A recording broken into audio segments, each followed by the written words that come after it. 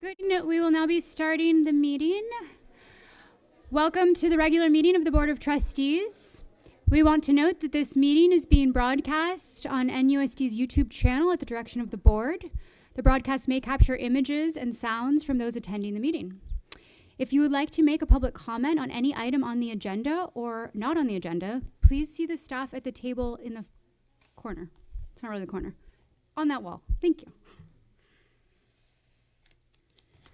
Okay, we will open the meeting with the Pledge of Allegiance with students Connor and Sophia. I pledge of allegiance to the flag of the United States of America and to the republic for which it stands, one nation, under God, indivisible, with liberty and justice for all. Thank you. Thank you. The board met in closed session, and Trustee Novato will report out on that. Good evening. The board met in closed session on the following items: personal matters, employee appointment, Principal Hamilton, TK through 8th school, information only. Public employee discipline, dismissal, release, information only. Negotiations, collective bargaining, conference with labor negotiators, Francesca Whitcomb, Executive Director of Human Resources and Employees Organization, California School Employee Association, CSEA, information only. Conference with labor negotiators, Francesca Whitcomb, Executive Director of Human Resources and Employees Organization, Novato Federation of Teachers, NFT, information only. Okay, I'd like to note that Trustee Pickus is home with a sick child, and we are without Trustees Mack and Butler this evening. I would like to ask for a motion to approve this evening's agenda. I'll move approval of the agenda for tonight. Thank you, Trustee Millerick, second by Trustee Lametta. All in favor? 4 plus our student trustees. And I'm going to ask for approval of our consent agenda, or if any items would like to be pulled by trustees. I'll move approval of the consent agenda. Thank you, Trustee Millerick. Second, Trustee Lametta. Thank you. All in favor? 4 plus our student trustees. Okay, we now will have announcements, starting with our student trustees. Good evening, everyone. San Marin has a couple of things going on that we're very excited about. We had our college fair on March 27th. There were 200 students in attendance and 17 colleges represented. And I wasn't able to be there, but I heard that it was a really awesome experience and that everyone was really happy to hear from those colleges and they had a great time. We also had our college family night, which took place in our Performance Arts Center, and they got to hear from some of the colleges, which was really cool. Last week, we had our Spirit Week and our Spring Fling Dance. The Spring Fling Dance was really well attended, and we also had some of our best decorations yet. It was really beautiful, so that was awesome. And then the final thing is this week we are doing CASP testing for 11th grade and Galileo for 9th, 10th, and 12th grades. So, yeah, that's everything we have going on. Thank you.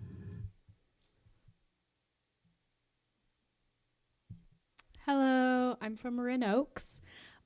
So right now, I have no idea what's going on specifically at school because all of our seniors are in their internships. So we are doing our senior projects. We have to do these in order to graduate, and our senior project this year is for us to do internships. Last semester, we had half of our seniors do it. This semester, including me, we are in our internships right now. We have a variety of different places we're doing it. I'm doing it at Celine Sweets. So if you want to see me and come get some ice cream, come visit me.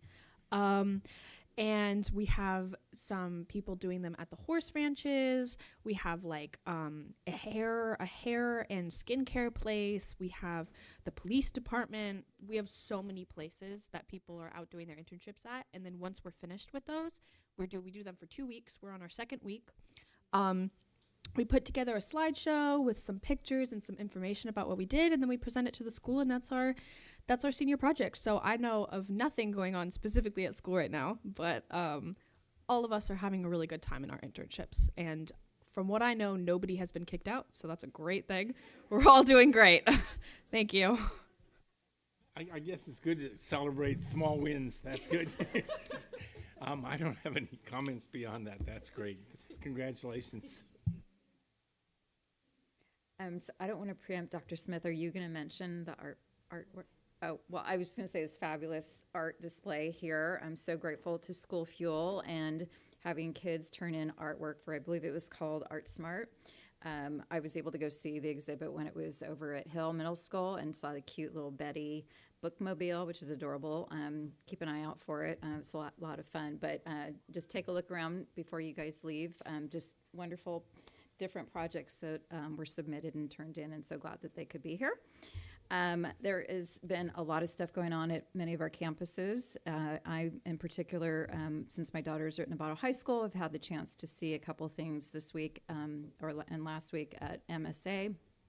There was a wonderful jazz concert last Thursday, and then I attended the fashion show on Saturday, which was super cool. There's in the old, I don't know what it's called, the old theater, a perfect stage for them to showcase the items made through the product design class.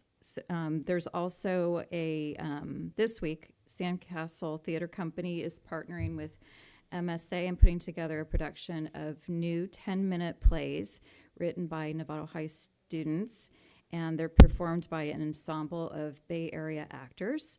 My daughter actually wrote one of the productions, and the event is this Thursday at 7 p.m. at Novato High's Center for Performing Arts, and also Thursday is our PV and Rancho open houses. Looking forward to attending that right before I go to the 7 o'clock event. And I think that's about it, other than hope everyone has a really wonderful week off next week. It's exciting, and it's different than any other schools. My niece and cousins and everybody have already been out, so hopefully everybody will have a great time and it won't be too busy wherever you're headed. I just wanted to say that I see a lot of familiar faces in the audience, so I just want to welcome you to our school board meeting, and gracias a los padres que vinieron esta noche. Me da mucho gusto de ver nuevas caras. No report. Thank you. Trustee Lametta and I both yesterday participated in a district leadership team equity training with Dr. Lori Watson that was wonderful. So. Alrighty, I have the pleasure of introducing two new administrators to the district. They start on July 1st, and I'm going to read a little bit about them. Brian, why don't you come on up? You can stand here. So we are pleased to announce the appointment. It just happened in consent, in case you missed it, of Mr. Brian Clement as the principal for Hamilton TK8 School. The NUSD Board of Trustees approved the appointment just a matter of seconds ago. Mr. Clement has been serving as the assistant principal at Hamilton since August 2023. Before joining NUSD, Brian worked as an education consultant, collaborating with educators and medical professions to enhance their practices in social emotional learning, resiliency, and trauma-informed approaches. Prior to the role as an education consultant, Brian held positions as a principal at St. Hilary and as the director of advancement at Marin Catholic High School. He earned his BA in Human Development from UC San Diego and his master's in education from UC Santa Cruz. We welcome Brian. Let's give him a round of applause. You get to stay right there. All right, now I'm going to invite Tanya Pearson up. Tanya is going to be our multilingual learner program coordinator, also beginning July 1st. I might have stuff for them to do before that, but we haven't gotten to that point yet. All right, Miss Pearson, she comes to us from Cesar Chavez Language Academy, where she is serving as assistant principal. That's up in Santa Rosa. Tanya has also served as principal at St. Helena Elementary School and assistant principal at Del Mar Middle School, which is here in Marin. She earned her a bachelor's from UCLA and master's in education from UC Berkeley and master's in educational administration from San Francisco State. Ms. Pearson is taking the place of Carrie Coulter, who resigned from this position earlier this year. Tanya is a strong educational leader and has been a part of the California Principal Support Network, developing teacher leaders to improve school culture, enhance teacher practice, and create supports for student learning. Y tenemos mucha suerte que habla español también. Community liaisons, you heard that, right? Yay! Those are your people. Tanya, those are your people. So we're just so lucky to have both of these two individuals, and that's all. You guys get to come take a picture. Oh. Yes. Thank you. Thank you. Perfect.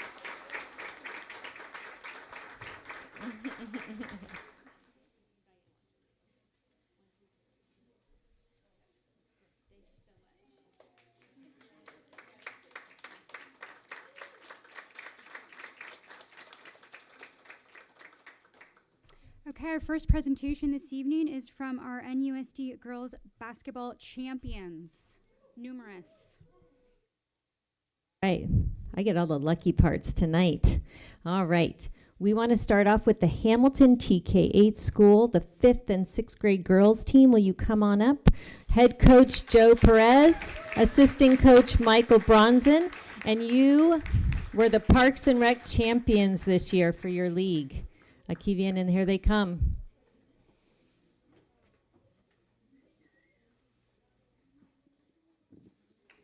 Yay!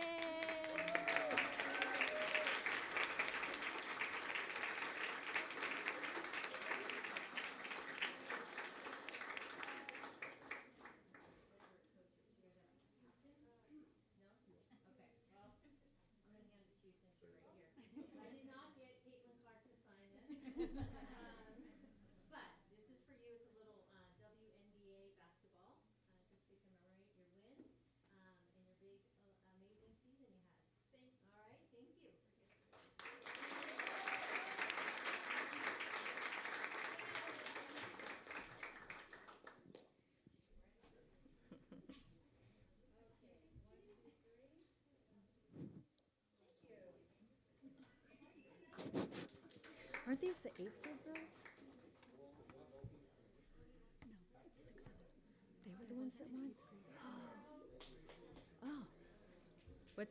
For when I come out. Okay. All right. Next up, this was our first season in a long time where our comprehensive middle schools participated in a Marin County basketball league. And our championship team is from the 6th and 7th grade girls for Sinaloa. Come on up.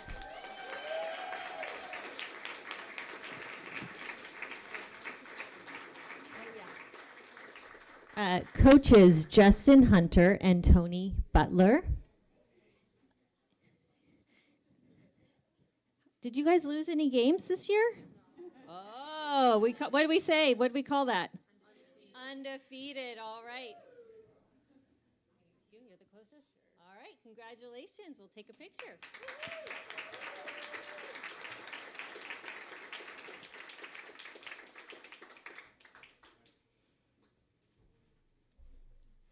All right, and one more basketball championship. We have the 7th and 8th grade girls, coached by, the head coach is Neil Cannon. They get it, Cannon. Sorry, Neil. Assistant coaches Sam Newsom and Mike Smiley. And the girls here. They also won the Park and Rec League.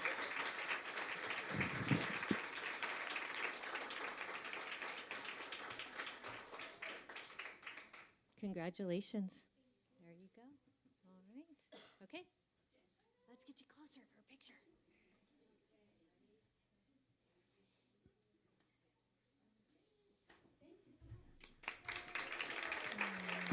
Thank you. Thank you to all the coaches and the parents for bringing the kids out here to celebrate you tonight. It really means a lot to all of us, and congratulations.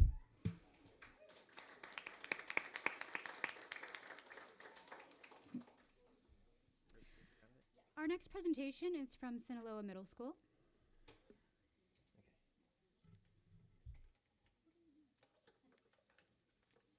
We're doing the video? After Christy talks?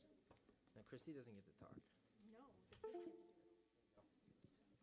All right. Good evening, and thanks so much for having us today. We decided to do our presentation in a video format that's really familiar to all of our students and our teachers and staff. So every morning, the day begins with a homeroom period and morning announcements that include information that students need to know about different things that are happening on campus, different schedule changes we might have, fun activities. And so this kind of mimics that. The only thing that's missing in this clip would be the Pledge of Allegiance, which we normally would incorporate into our morning announcement. But since we knew we would be doing it already, we put other fun things in place of that for today. So I hope you enjoy the presentation. And then afterwards, we have some of our students from our basketball champions and our yearbook team who helped put together this amazing video that can answer some questions if you have some extra information you want to hear about. All right, let's see here. Now, I don't have my glasses on, but I'm pretty sure that's it. Okay, and I'm not used to a PC. Is this the right button? Okay, thank you. And I've been told the voices of the kids are low, but listen Good carefully. morning, Sinaloa. Today is Tuesday, April 2nd. Today's schedule is a switch day. 1-2 break, 6-5 lunch, 4-3-4. Now let's take a minute. Now let's take a minute. Wherever you are and whatever you're doing, we're just going to stop. Put down whatever you're holding. Stop whatever you're doing, and we're just going to take a minute. This is our opportunity to transition from wherever we were before school started to where we are now. You can keep your eyes open or closed. Put your head down if you want. The only thing you cannot be doing is silent. Once you're settled, take a couple of deep breaths. In through your nose, out through your mouth. Center yourself wherever you are. Okay, now let's take a minute.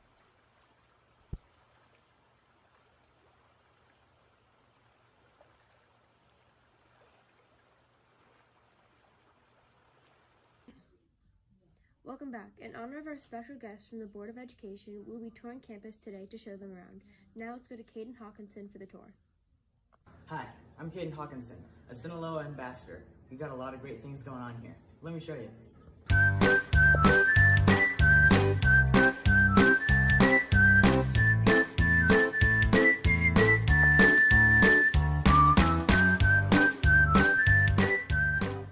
know, we have a great art program. You should really see it.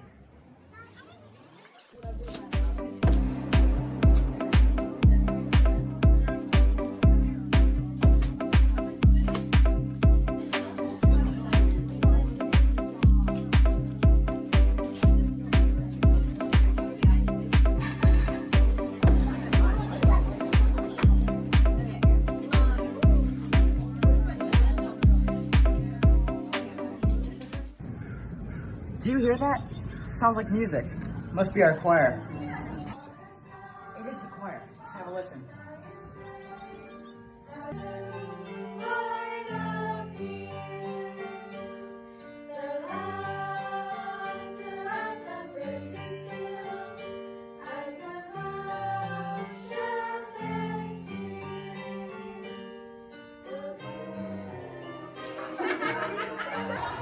You probably already heard, but our Lady Spartans won the basketball championship.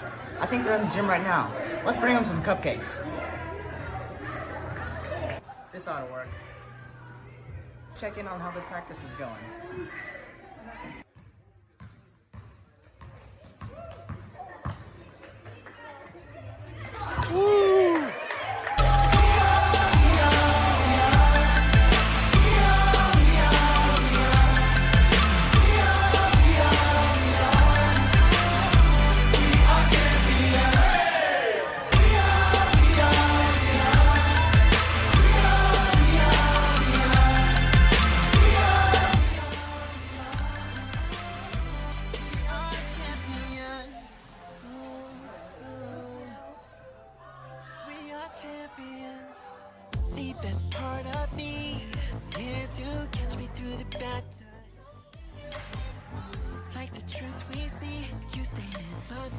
like a fantasy. As the world turns round. That's it for today, Sinaloa. We'll see you out there.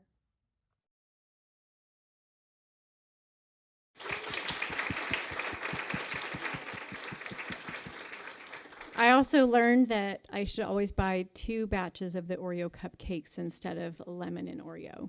You saw which ones were left at the end.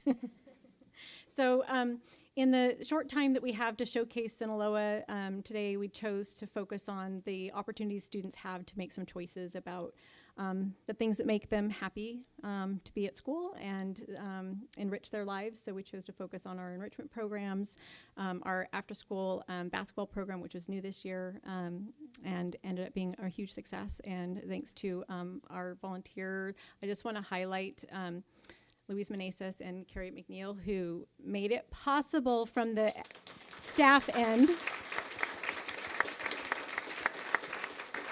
Made it possible from the staff end by working together to always be available to help facilitate, organize this last minute participation in the league, as well as our coaches like Tony Butler, who's here tonight, that dedicated a lot of their time to make this happen.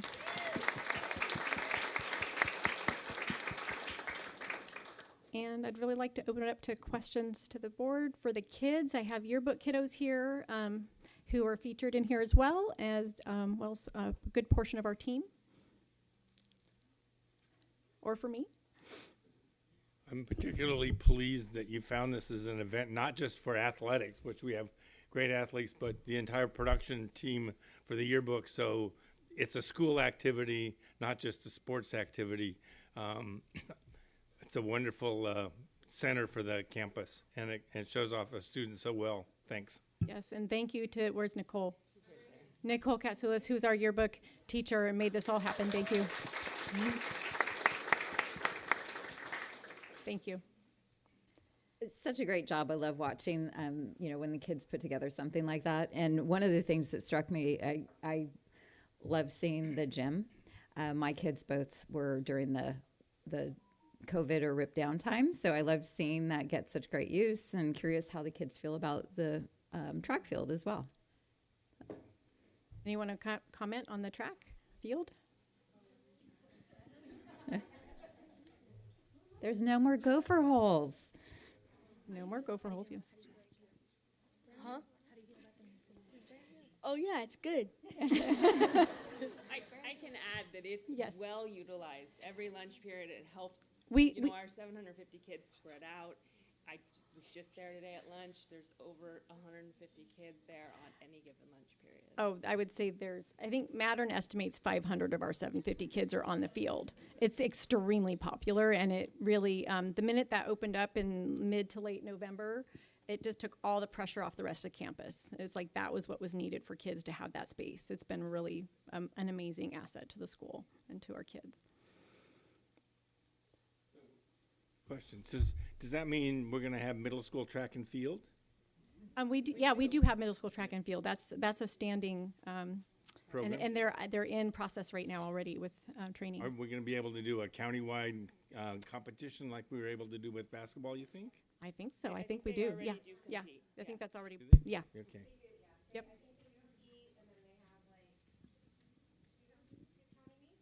Oh, great. Okay.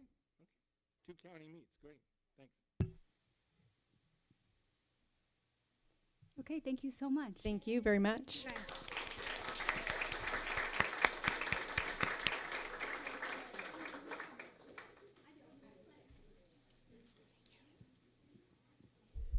Thank you.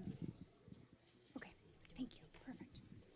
Okay, it is now time for non-agenda public comment. Every commenter has 3 minutes. We have a total of 20 minutes time for this. I will just remind everyone that these are on items that are not on the agenda, and the board is not able, due to legal, what is the word I want? Parameters, thank you. We can't respond back, so we are very happy to hear what you have to say, but do not be surprised if we can't comment back. Our first speaker is Don Nicodemus.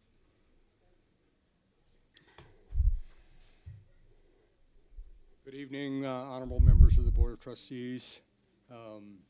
As you know, I'm part of the leadership of the local CSEA Chapter 312, And the mission of the California School Employees Association is not only to support classified employees, but also to support students and to build the communities in which the schools are located. And we believe that it's critically important that we retain quality staff. And we thank the board and the administration for their efforts to do so. We have had recent layoffs, and there has been some response as far as early retirement offers to open up positions.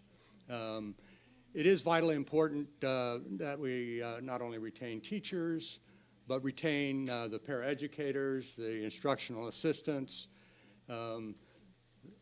all sorts of classified staff that make schools a better place to work and to learn. And we see that quality schools are built by quality staff. You have to have quality staff to fulfill your vision of better schools. And because of that, better community in which to live. Schools make that much difference to our communities. And so we do hope that we are able to retain and rehire staff. We also hope that we're able to keep up with the cost of living in order to keep the staff that we have and to do more staff development to train those people that are left after those that retire. And so thank you for your efforts, your vision of quality schools, and your support of classified and certificated staff. Thank you. Thank you.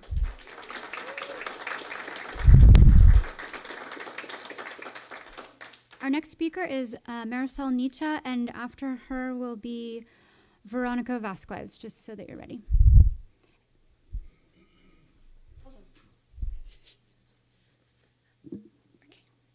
I'm speaking here today as a Rancho parent of 2 students and representing our ELAC community.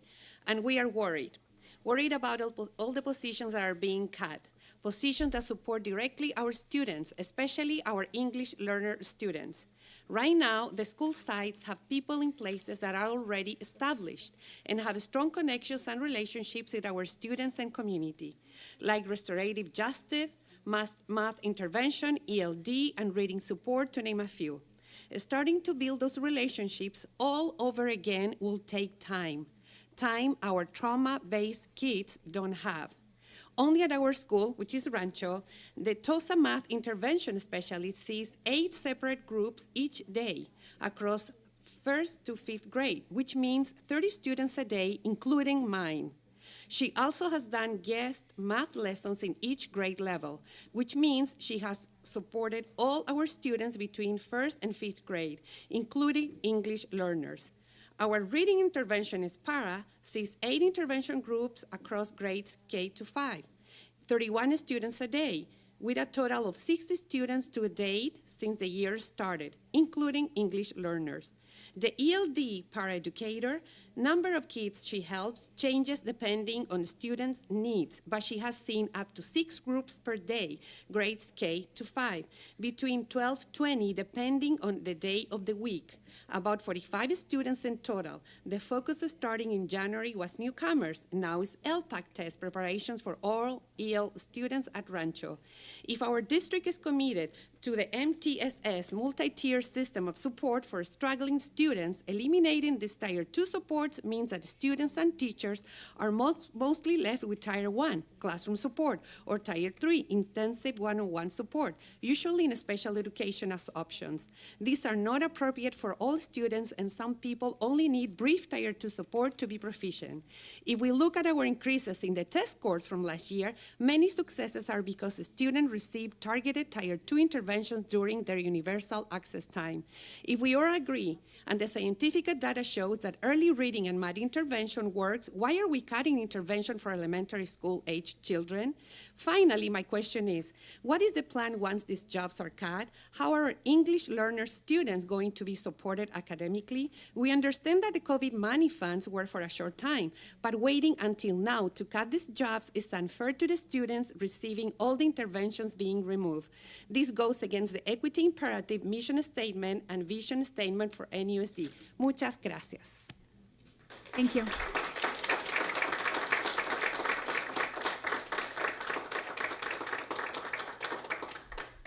After Veronica will be Maria Melendez. Buenas tardes, mi nombre es...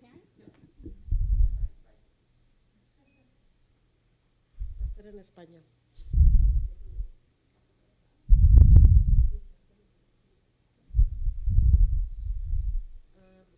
Buenas tardes, mi nombre es Verónica Vázquez, soy madre y representante del comité ILAC en la escuela primaria de Linwood. Yo tengo una carta para representar a mi comunidad. Estimada Junta Directiva del Distrito Unificado de Novato, como familias de estudiantes de la escuela primaria Linwood, estamos profundamente preocupados por las decisiones presupuestarias para el año escolar 2024-2025. La decisión de eliminar el apoyo sustancial a los maestros y estudiantes en los salones es preocupante y se siente contraria al imperativo de equidad, la visión y la declaración de misión del NUD. Linwood tiene una gran población de estudiantes de comunidades marginadas que pueden necesitar más apoyo académico y es probable que retirar al personal directamente de los salones afecte de manera desproporcionada a los estudiantes y familias. Desinvertir en la intervención en matemáticas y lectura afecta directamente a nuestros estudiantes de inglés más vulnerables y a los estudiantes en desventaja social, que a menudo ya están atrasados académicamente. En lugar de quitarles recursos a nuestros estudiantes, la Junta Directiva debería priorizar el apoyo directo en el aula para garantizar que todos los estudiantes tengan acceso a una educación de alta calidad que promueva la mejora y el éxito. Puestos como asistentes de instrucción, específicamente en las aulas de jardín de infantes, permiten a los maestros apoyar mejor a los estudiantes que ingresan a la escuela a edades mucho más tempranas y con poca preparación. La eliminación de estos puestos afecta directamente a los estudiantes, ya que los maestros se quedan con menos recursos para promover el aprendizaje de los estudiantes y garantizar un acceso equitativo a la educación. Además, ha habido un cambio en el comportamiento y la competencia social de los estudiantes, lo que dificulta que los docentes enseñen, y sin ayudantes los docentes y los estudiantes deben valerse por sí mismos. Instamos a la Junta Directiva a reconsiderar sus decisiones presupuestarias y asegurarse de priorizar el apoyo en el salón para los estudiantes, especialmente aquellos que pueden necesitar recursos adicionales por las desigualdades sistémicas mayores. Sinceramente, familias de la Escuela Primaria de Linwood. Gracias.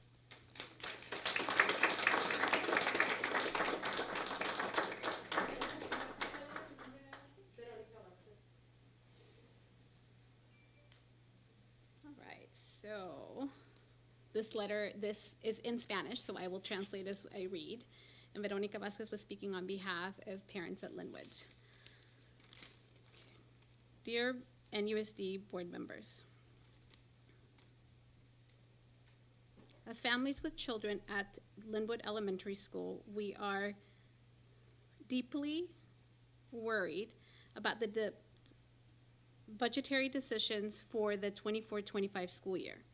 The decision to eliminate substantial positions, teaching positions,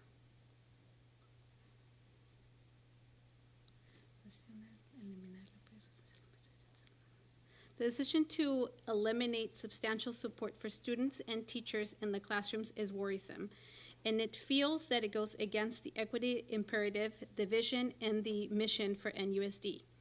Linwood has a great population of students, especially composed of marginalized communities that could benefit from additional academic support. And it is possible that by removing staff directly supporting these students in the classrooms, the students will be then disproportionately disadvantaged as well. The students and their families will then be disproportionately disadvantaged. To not invest in math interventions and reading interventions will effectively direct our students, our English-speaking students, and those most vulnerable. And those students that are also so socially disadvantaged, many of whom are already behind academically. Instead of removing services to these students, the board should prioritize direct support in the classrooms to ensure that these students have access to a high-quality education that promotes their growth and their success. Positions like teaching assistants, specifically those in the younger grades, allow teachers to support their students, especially those students who are now arriving into our classrooms at a much younger age and with poor preparation. Eliminating these positions will effectively direct our students because teachers will now have less resources to promote their language and their learning. And it will also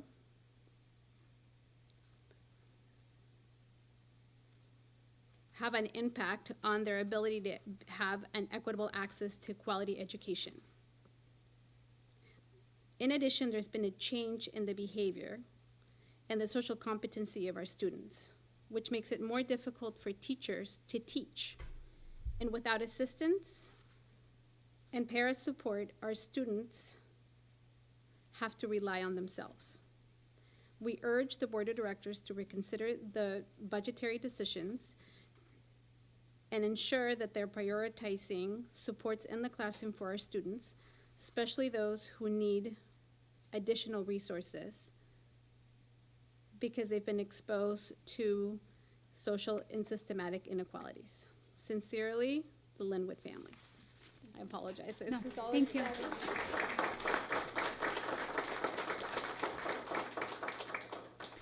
We now have Maria, and after Maria will be Christina Hernandez.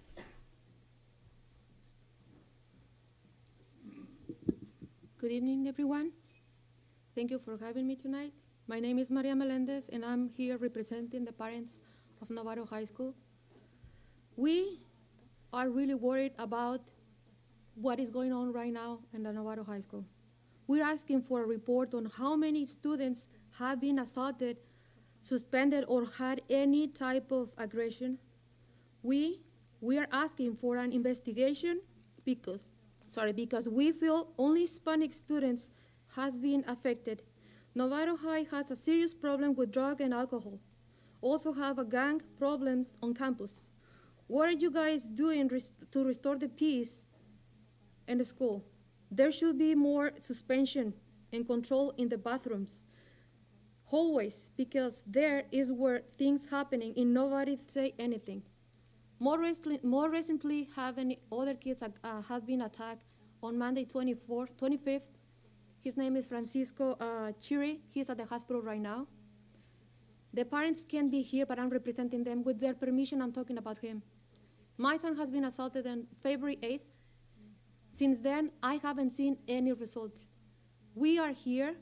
All these parents on the back are representing us and more others that can't be in this time, but we need answers. We need you guys do something to help us to bring the peace and the safety to our kids' schools.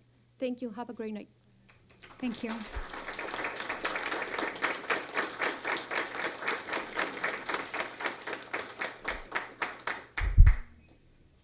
Do we have Christina? This one I've read ahead, so I know what she's saying. Hola, buenas noches. Mi nombre es Cristina, mamá de una estudiante de la escuela primaria Rancho. Nosotros llegamos de México cuando mi hija tenía 5 años. Ella ingresó al primer grado. Esto fue un gran cambio para ella, lleno de desafíos y lo reflejó académicamente. pero sobre todo emocional y socialmente. Pero ella no quería ir a la escuela. Intentaba escaparse y le costó mucho trabajo socializar. Mi hija ha sufrido muchos traumas. Quiero agradecer a todo el apoyo que mi niña ha recibido a través de los programas en Rancho, en especial Eagle Nest, donde gracias a los círculos restaurativos ella ha podido aprender a resolver problemas con los demás y tener cuidado con sus propias emociones. Ha sido un espacio seguro y de mucha ayuda para su integración en la comunidad escolar. Mi hija ahora tiene amigas y disfruta de la escuela. Y como mamá me preocupa mucho que perdemos este valioso espacio. Quiero pedir si es posible mantener el support de la señora Lara Justi, que para muchos niños es difícil estar cambiando una figura de apoyo y guía constante. Es de mucha ayuda para que ellos puedan lograr la madurez y resiliencia. Mi hija no confía en muchas personas por los traumas que pasó. No se siente segura al cambiar con nuevas consejeras y afectaría emocionalmente todo el progreso que ella ha hecho hasta ahora. Por favor, piensen y ayuden a nuestros niños aprendices de inglés. Gracias.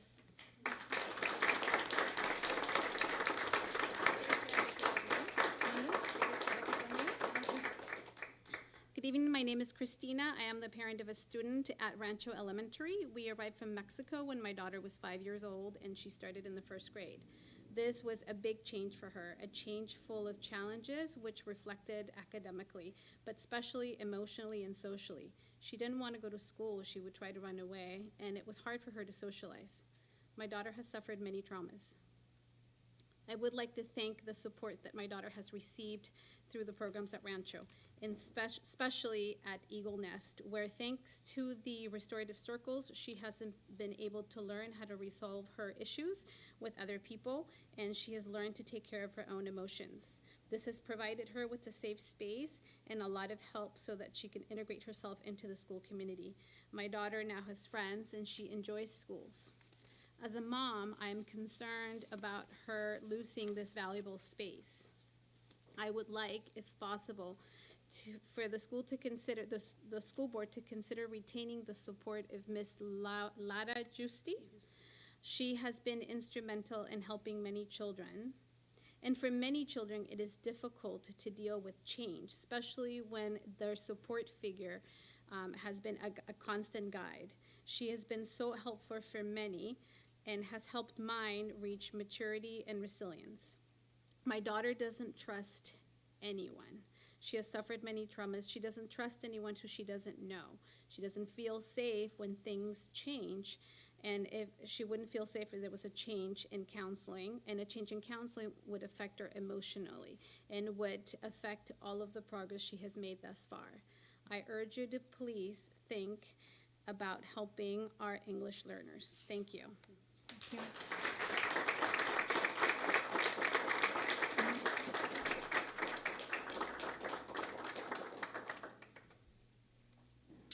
Okay, our next item is a presentation from our community liaisons.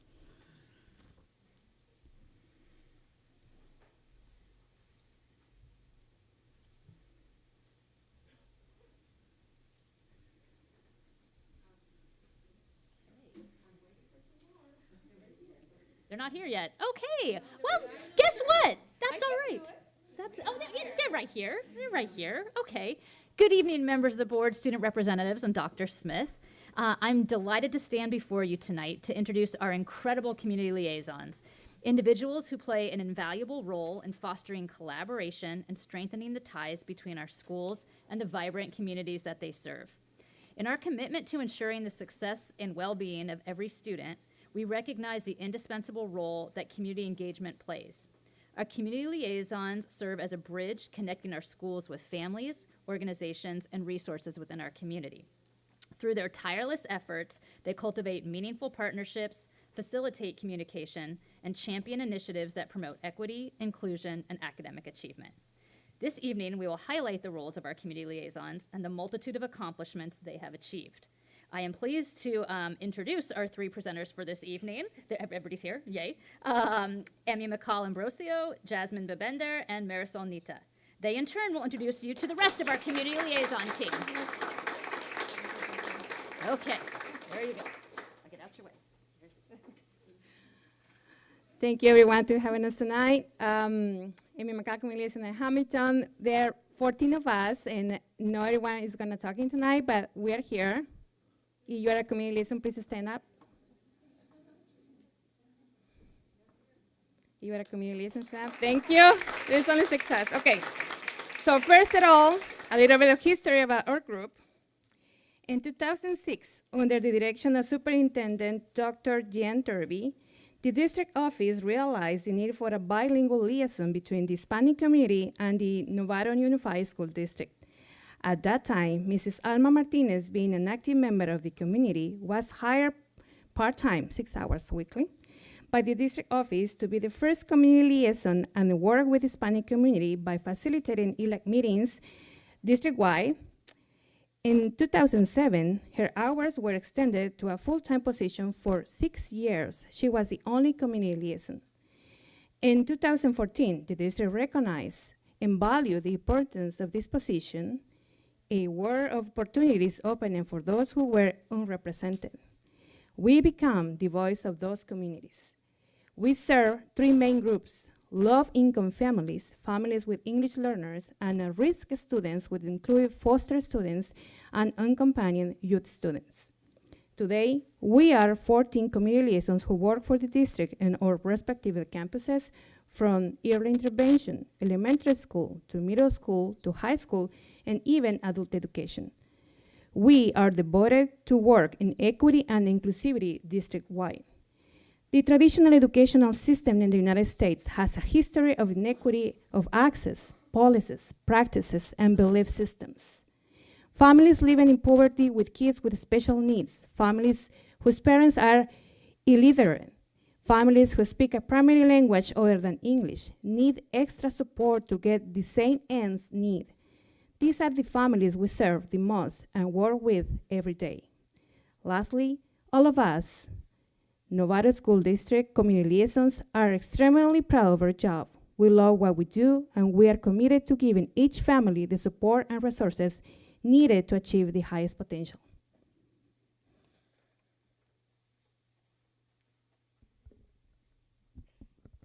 Sorry, I'm a little short. Good evening. So who are the Novato Community Liaisons? We are 14 liaisons at NUSD located at every school site. We work at early intervention, elementary schools, middle schools, high schools, and adult education. We are multilingual in English, Spanish, Portuguese, and Italian. We are the bridge between the parents and staff, students, and teachers. We are culturally competent and culturally humble. We are constantly learning from each other's cultures. We are a key element and follow the guidelines stated on the Local Control and Accountability Plan, which is also known as the LCAP. We serve approximately more than 50% of NUSD families, and we were working on trying to get the exact number, but it's really high. And this number is projected to increase based on the current demographic trends. We are leaders of our community and ambassadors of the equity imperative adopted by NUSD in 2018. We are committed to the fair inclusion of our English language development students, our foster students, our unaccompanied youth students, and low-income students and their families to reach their full potential. We recognize that equity is a commitment, and our objective as community liaisons is a continuous work in progress that requires our constant intervention to secure a nurturing dialogue and solutions, access learning, and social emotional development, not only for the students, but also for their families. We work hard to create safe spaces and structures for students and families to be successful in any school environment. We strive for a school culture that embraces caring relationships where people are valued for their individuality and where children can grow and learn to achieve their full potential. We create a trusting bond with families, and they share their stories and struggles, and with that, we are able to better serve them. We create a networking structure, attending multiple meetings around the Bay Area because we understand the power of being informed, and it is also our responsibility to transfer that knowledge to our communities to be able to empower them, their families, and the new generations.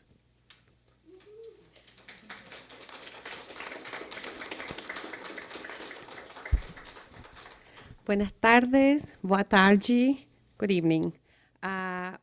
I'm Marisol Nita, I'm Community Liaison of Rancho and also Early Intervention. So, role of the Community Liaisons. We are NUSD ambassadors. We are the first people the newcomers and EL families meet when they first arrive at NUSD. We assist with enrollment, attendance, technology support, social media, and community resources to all NUSD students, but focusing on EL students, homeless, and foster youth. We empower students, parents, and staff members. We address every need with inclusion. We were instrumental in ensuring that our elementary schools remain open. We are enormously proud of our Hispanic EL families. Their empowered voices were heard with equity when addressing the need for inclusion. NUSD is thriving with enrollment at elementary level 4 years later. Families from multiple schools came together and prevented the opening of a charter school that would have potentially been devastating for our public school budget. We are translators for IEPs, PTAs, SSTs, ELAC, DLAC, LCAP, Parent-Teacher Conference, to name a few. We lead family engagement meetings, social events, school celebrations, etc. We partner and network with community services like Marine Community Services, Canal Alliance, Marine Advocates Collaborative, etc., exchanging information and community resources that will improve the lives of thousands of NUSD students and their families. We support the new DO policy, DCAN. Some of us do home visits. We create, organize, distribute, and keep records.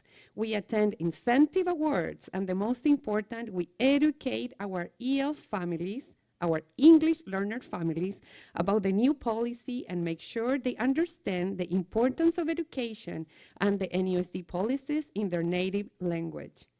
Because of our direct engagement with our EL families, the statistics show a huge improvement from our EL and Hispanic students with chronic absenteeism, decreased from 56.6% to 46.1%, and the socioeconomic disadvantage of students, chronic absentee, decreased from 51.1% to 37.4% since DCAN started. We are committed to the fair inclusion of our English learner students, foster and low-income families to reach their full potential. Homeless program outreach, conducting extensive community outreach and continuously assisting families in finding necessary resources available to them through school and county entities, public agencies, and community partners. We help connect families to food pantries, health services, housing assistance, parenting classes, legal aid, job training, and other essential services. ELOC program, serving as critical liaisons that bridge communication between schools, DO, parents, and family members, community partners, public agencies, and all other external entities. Through constant, effective communication and outreach, our coordination facilitates essential collaboration across all groups. Mental health counseling services support. Counseling outside of school hours in case young or parents will not have anyone to contact when they are in crisis, especially someone who they trust. There are times that are insignificant situations, but incredibly significant for them, especially for those new people arriving in the country. We work in personal connections. Tutoring, field trips by driving EL students to visit colleges to incentive and connect them with staff and students who understand their present status situation. Workshops, parent educational nights to connect, educate, and empower our community. We support homework clubs, college and career services like 10,000 Degrees to help students to continue with their career plans. Also, community liaisons help students prepare essays, interviews in their career or job search at the secondary level. Just to say, it was brought to my attention that Novato High School a few months ago had 84 newcomers so far, a few years ago.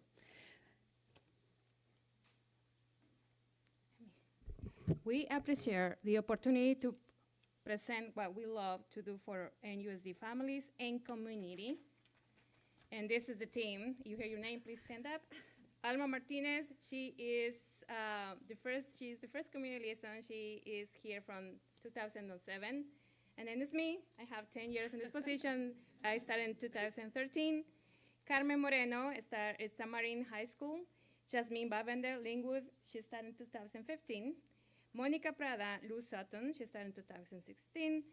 Also 2016, Jenny Rodas, Pleasant Valley Hill Educational Center. 2016, Virginia Menzel, Loma Verde. 2020, Marisol Nita, Isla Intervention Rancho. 2021, Regina Fernandez Laredo, Olive. Tania Patias, Adult Education, 2022. Also 22, Sandra Ramirez, Novato High. 22, Sueli Rodas in Lusotun. 22, Sara Torres, San Ramon. And Damaris Caro, Sinaloa Middle School. We are here to answer any questions. So you have any questions for us? After all this information, you have any questions? We are always ready. Siempre listas, siempre listas. So, give it to us.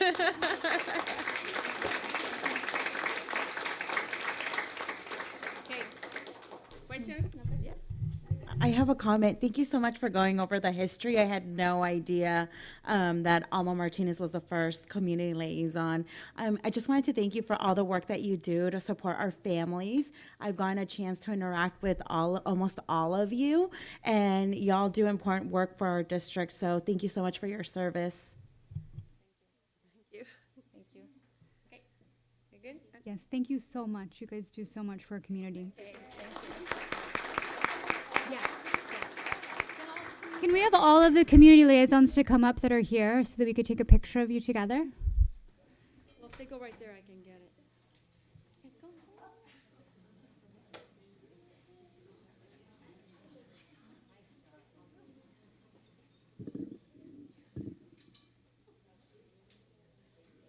There's more, aren't there? More? Yeah, okay. This will work. Oh, it's beautiful. Thank you.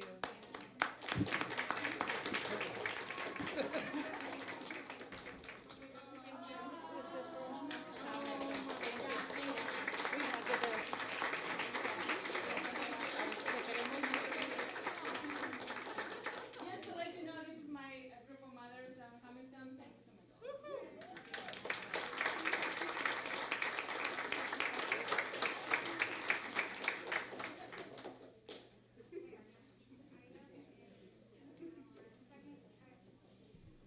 Let me try again. Our next item is our second trimester Galileo report. 1 second here. Okay.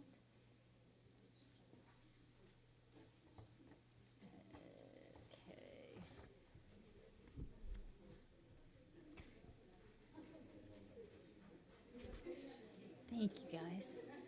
Okay.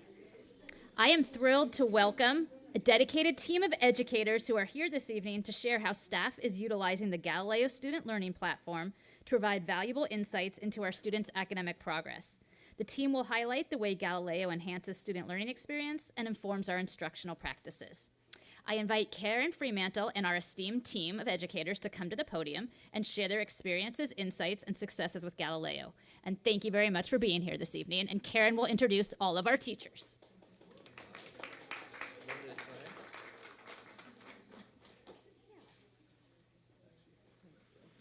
Good evening, trustees and Dr. Smith. We're happy to be here with you tonight. Let me just start by saying that as a teacher, you have a full day from the moment you're on campus until oftentimes hours after the day is done, working on your curriculum plans, preparing for each and every learning day with your students. So many of us, if we were going to dig into data, we would go home, we would do dinner for our families, put our kids to bed, and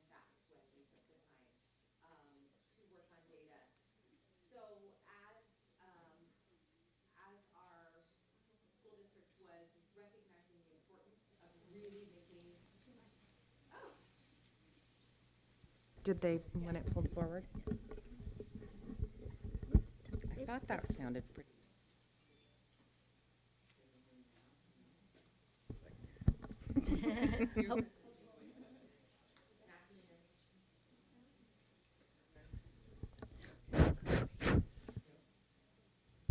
You gotta kind of get in there. Do you want the handheld? I got to get in real close here. As a district, we made a decision and a commitment to shift even more deeply into data-driven instruction and practices, increasing our data literacy as teams and rooting our decisions in all different data points. Galileo is one of those points of data that we have utilized. It is broad and it is deep, and it has taken quite an on-ramp to really begin to utilize it in effective ways with our students. But this team behind me are 4 of our 13, actually 14, phenomenal data specialists. And I can't speak enough to the skill set, the dedication, and the talents of this team. They come together and they collaborate, they innovate. They're always looking for ways to support teachers and thus students with information that's relevant and critical for moving student progress forward. So we're going to walk you through very quickly, so hang on. Galileo through different perspectives. The first perspective that we're going to show you is at a site level and a district level, some of the things that we look at. This is just an example, and really just wanting to show you kind of the look of some of the data that we are looking at, where we look at benchmarks throughout the year, beginning of year, middle of year, and end of year. And we're watching for how our students are progressing. And also, one of the features of Galileo is it is a predictive tool for how our students will perform on our state assessment, the CASP. So with this data, we are watching and progress monitoring the standards that our teachers have taught, and then also planning for the standards that will come. I want to give you a little bit of a look at some of the things that we're looking at. So I think it's important to notice that there's 2 different things that we look at with Galileo.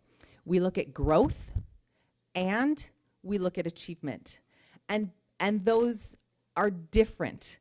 You will see the graph in green is where we're looking at student growth. We know as educators, as a community, that our students come to us at varying levels of readiness at whatever grade level. And as teachers, we meet them where they are, and we work with them from where they are. So you will see that in this case, these are our 3rd graders, and this is just looking at math from 22-23. So you will see at the beginning of the year, 26.5% of the students were answering the problems correctly. And then at the end of the year, there was 48.8% of students answering correctly on their assessments. What this allows us to do, again, is look at the progress that our students at a particular grade level have made. And we can do this in language arts and in math. On the right-hand side, in the variety of colors, you will see their achievement levels. And this is what we use to look at and help us to understand where our students will land in state testing. And with the data that you will see and experience a little bit tonight, it allows us to provide interventions, provide student supports, refine our own teaching practices, and facilitate growth for our students. Both of these data points serve a purpose. Here's an example of 22-23 4th grade, percentage correct versus our achievement scores, sorry. The thing I think that's also really something to note that we take into consideration is when our students are exceeding grade level standards. That means that they're ready for depth, they're ready for challenge, but it is also very challenging to maintain that level, because as the year goes on, the questions, while they're on the same standard, also adapt because the students have had more opportunity and more time with the standards. So the questions are not fixed. The standard is the same, tested, but as the year goes, the questions become more complex. So when you consider that, even for us to go from 21.5% exceeding to 21.8% exceeding is impressive in and of itself, that group of students was able to maintain and even increase a little bit by the end of the year. We're also really looking at the fact that our students who are below standards, not meeting standards yet, are shifting. There's a lot of growth to get into nearly meeting standards, which is why we go back and forth between these two data points. The other thing that we want to point out is this is one piece of data that we utilize. We also utilize a lot of formative data. We utilize a lot of in-class data, but this is one way that we are looking at our students' growth. This is an example of our 5th grade growth and achievement. The next level we want to take you is to grade level. And that is where our teachers at each school site and sometimes as a district are coming together and looking at data together to make plans. And before I do that, I'm going to introduce you to the fabulous data team members that I have with me tonight, and they will take the presentation from there. We have Lauren Shelley-Wack, who is our data specialist at Lou Sutton Elementary School and was one of the original data specialists that came on with the P3 grant. That's kind of how this program was started. And through that P3 grant, we realized the value in making data really accessible to our teachers. And so Lauren was instrumental in that. Tom Martin at Loma Verde was also a part of that, and they have been phenomenal in supporting our data specialists as they have come on across the years. We have Nancy O'Neill here with us. She is the data specialist at Rancho, and Vanessa Coleman is our data specialist at Sinaloa. It's been a really interesting opportunity and learning curve as we've brought data specialists on at each grade level, at each grade band. There is a period of adjustment where the data specialist is figuring out what exactly the teachers need, and the teachers are figuring out how to use that data. So this is being used across the grade span, and I will let them take it away and show you how they're doing it. Thanks, Karen. Once you get a data person talking about data, we just can't stop. No, it's great though. So I'm going to take you through a little bit of what we do on a regular basis as data specialists and using Galileo in ways that we inform instruction and help to support our students in interventions. What you see here is a development profile, and this is a grade level profile. It is 4th grade. We're looking at numbers base 10, multiplication, division, place value. And these numbers that you see, and I'm seeing different ones here, on starting over here on the left-hand side with that 19, then we have 0, 18, and 9. That's the number of students in the grade level. The furthest left shows how many students have demonstrated mastery. The middle one is approaching, emerging, and developing. Thank you, Tom. And so you'll notice, why are there any people in the middle one? Why are there 0? Well, that depends on the number of questions per standard. So this is broken down by each individual standard. And what we can do with this is pull this up, look at, okay, so if we've got 18 students who are not mastering multiplying with whole numbers, we can click on that number 18 and find out who those students are. And we can give those students an intervention to get them the boost that they might need to move forward and master that standard. But what about the 9 that are just developing. They were probably lacking the foundational skills. Maybe they're still working on mastering addition, number sense. Those are the ones that are going to need even more intense intervention on a foundational skill level so they can start to show that growth towards standards mastery. So this is our grade level report. What you see here is our intervention alert. This is one of my favorite ones to use in our data cycle meetings, and Lauren's going to tell you all about how we use these. But this report shows, you can see on the left side here, we've got a bunch of standards. These are also fourth grade math standards, operations and algebra. And the graph as it goes from left to right shows the items, the questions on that standard, the number of students who meet that standard, and then the percent of that grade level. And then you can see blues and reds going across. And that shows, it represents students. So for each standard, if we were to look at, for example, the this first standard going all the way maybe over 8, where you see red, red, yellow, yellow, that's a standard that I would, or that's a student that I would look at and say, what's going on with this student? And then I can immediately find out what question are they struggling on, especially this first question that looks like most of the students are struggling with that standard.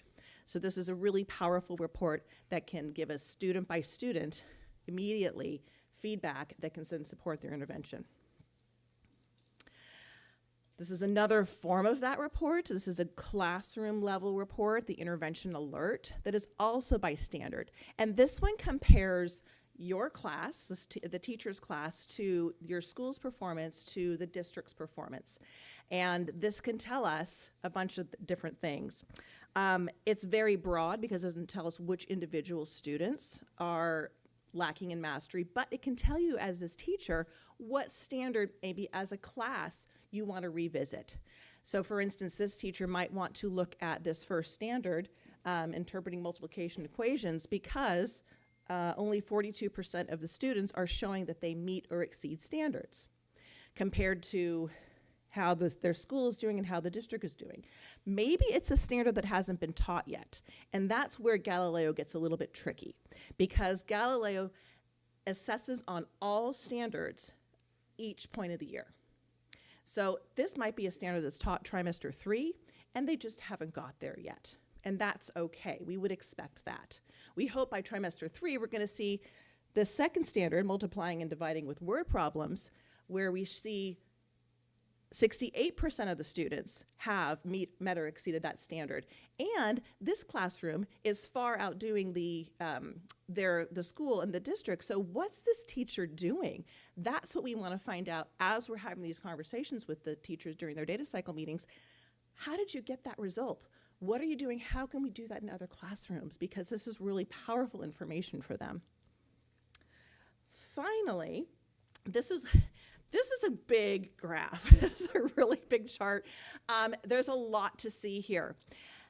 This is a scatter graph where we've got, you can see our x-axis is the achievement axis. And basically that's showing on a nationally normed basis, this is where a student would be if they're meeting or exceeding standards. If they're meeting that standard, they would be at this level. The y-axis, the red line, shows that's what growth we would expect. So for this is a 4th grade class, I think still. So for this 4th grade class, we would expect to see at this point of the year on this math test, they would have grown at least 22 points in their developmental level score. And they would have a certain level of achievement, about, again, it's hard to see, the 881, which is it's a cut score. It's about 35 questions, and then it's like the SATs, where it gives you a norm score. What we were looking for here is we want to see in that upper right-hand quadrant most of the students that are showing not only are they growing, but they're achieving where we want them to be. They are making that growth. Sometimes you're going to have a student like that very top one, or if you go down a little bit, we can see that one that scores 1115, it's got a red X under growth and a check for achievement. Well, that's a student that's pretty pretty close to the top already. We would still love to see a little bit more growth there, but it does tell us that they're still achieving really well. An interesting one to see is if you see a green check and then a red X. That means that student has shown growth. They might not be achieving that mastery that we want them to, but they're growing, and that's incredible. That's great news for us because we can keep working to help them. When we see 2 X's, and that's a student that we really want to take a closer look at for sure. So I'm going to turn it over to Lauren to talk about how we do take a close look at those students. Yes, I know, data, we're all very electrified by it. Okay, at least we are. Okay, so yeah, kind of looking at the student growth and achievement. This is kind of like a jumping off point for a lot of our data cycles, which you may have heard our teachers talking a lot about. And it's something that we're really trying to look at creating individualized learning plans for all of our students. And so that means really looking at, kind of Nancy said, if someone has 2 X's, what's going on with the student? Why aren't we seeing growth or achievement? And then we can kind of get into this format of this data cycle that we're doing every 6 weeks. And so we're meeting with our teachers every 6 weeks to plan kind of what is their data cycle going to look like based on their data. So Galileo is one of the data points that we use. It's not the only one, but it's a fun one. Yes, I call data fun. So we're going to look and make the plan first. Then we'll they'll actually implement their data cycle into their classroom. Then we come together again as a team and we look at their results, and then we make a decision of whether their data cycle change in practice was effective. If not, we can modify or abandon it completely if it wasn't effective at all. So this is what teachers have really been working on. And it's been really powerful because even if we look back at that graph and we still have students kind of in the red area, that doesn't mean, like in the beginning, that doesn't mean there's been no growth, right? So a student could come in at like 10% proficiency and still have achieved to 37%, which is a huge improvement. But that would be just the growth that we really want to celebrate through this process. So this is an actual example of a teacher's data cycle wrapped around a Galileo kind of report. And so this student in particular was really focusing on our EL students, and they were trying to develop their skill in the standard from emerging to developing. I've left off kind of the end data points because it's student names, but they were really trying to look and see what can we do to improve in our students' proficiency on the standard. And so for them, they were focusing on whole group daily lessons and then also implementing small group reading intervention during universal access.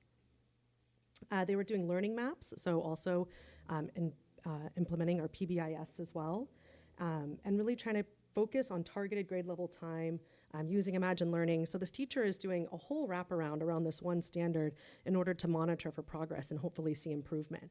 So when we talk about really diving deep into data, and Karen touched briefly on this, teachers don't necessarily have the time to go this deeply all the time, and we're there to support them to do this through our data cycle meetings. What's nice is we also get to have these data celebrations where we're looking at, this is the poster isn't from this data cycle, but that's kind of a celebration where a teacher was looking at a standard, looking at where their students were pre and post intervention, and then really celebrating the growth. So for this particular data cycle, we saw an increase of 31% proficiency just based on their pre and post assessment that their teacher implemented. Another aspect of Galileo is that it has this really neat ability to create pre and post quizzes from your intervention report. So after they take their benchmarks, teachers can also create quizzes that align with those standards so that they can really dive deep into doing the intervention and then monitoring for progression. What's been really fun for us as data specialists is the opportunity to work closely with our staffs during PD in order to increase in our data literacy and also just in our overall support of our students. So these are some examples of our staff meetings of teachers really diving into what are we seeing. So we talk about, all of our students are all of our students. And you'll see the teachers in these 2 first pictures, they're actually looking at a standard coherence map for math, meaning they're taking a standard on the 5th grade level and tracking where the foundational skills are all the way down to the kindergarten level. And it allows us to then look at students and understand where their gaps in learning might be in order to specifically target foundational skills in a much more effective manner. Over on the other side, it's that just deeper conversation about if our data is telling us something, what are some of the support systems that we already are probably implementing, but maybe we really want to target in order to ensure that we're seeing the progression and the closure of some of these learning gaps. And so it's just such a richer conversation around data that we're seeing with our teachers, and it really is driven by the data. And so now I will pass it off to Tom. I have to move down, I think. Sorry. Good evening. I'd like to reinforce that last note that Lauren made, which is, how long have we been doing this? 4 years? 3 years?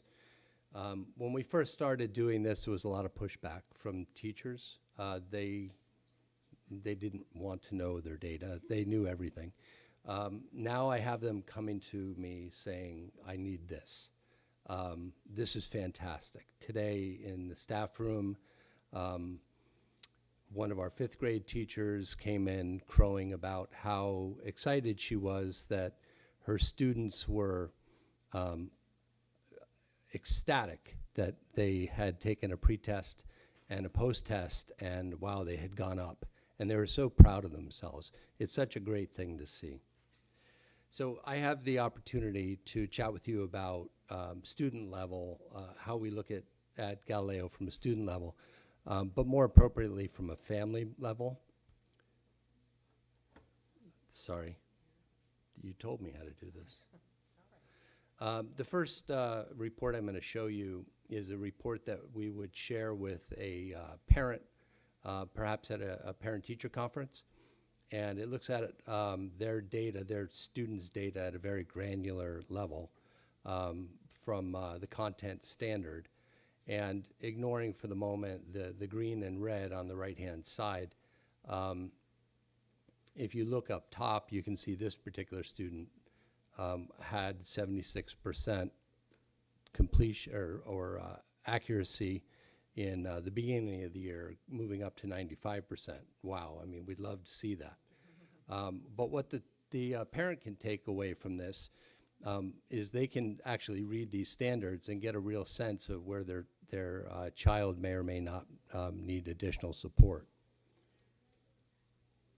This next report we use primarily as an adjunct to the report card, a supporting document, if you will, that we might send home with them. A couple things to note: this is not a percentage of completion. This is a developmental level score, or the achievement. So what you'll see here in the blue bar is representing the benchmark, ELA benchmark for beginning of the year as compared to the middle of the year.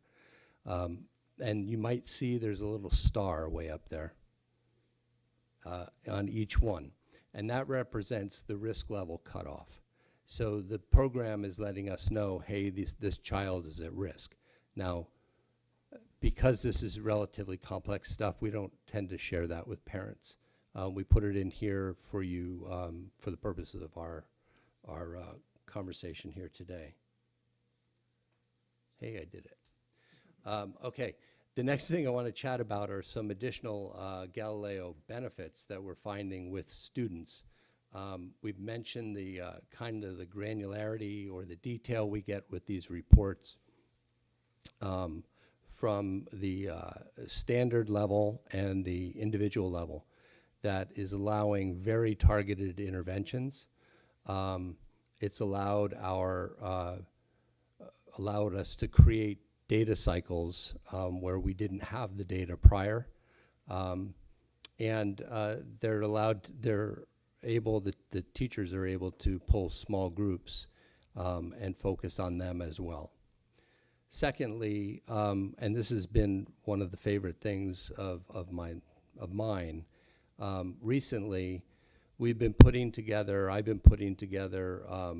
kind of a graphical representation of how students have done as a class, not just the grade, but the class, a percentage complete. And the teachers then taking that graphic, posting it up on their wall, and setting a class level goal for themselves for the next benchmark. It's been incredibly empowering for them. Student agency has increased tremendously as they take control of their learning. And then what we'll do is when the middle of the year comes around, I'll give them the comparative, and they'll more oftentimes than not have a fantastic celebration, and it's building their classroom community. They're starting to really show some engagement in being a student, which is fantastic.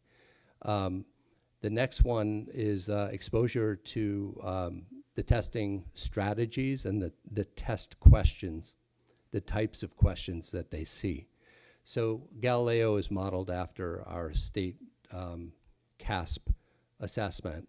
And so this gives them the opportunity to interact with the question. The navigation in this field of student testing is really incredible. It's far beyond what I think they should be able to do, but they navigate these screens like nobody's business once they understand what they have to do. Now I'd like to just chat, since we've covered most of our Galileo conversation here, I'd like to chat about what we're doing moving forward. And really, it comes down to now is how we start to bring the data together, how we support our teachers and students at a deeper level, and help guide their instruction. Of course, they have their curriculum, and as you're aware, they've set essential standards. What we've then done, and this busy slide, which is an excerpt of a much larger document. We've taken, on the left-hand side, you'll see the green and yellow, green, blue, and pink. Those represent essential standards, which, if they were on there, would be right here. Thank you.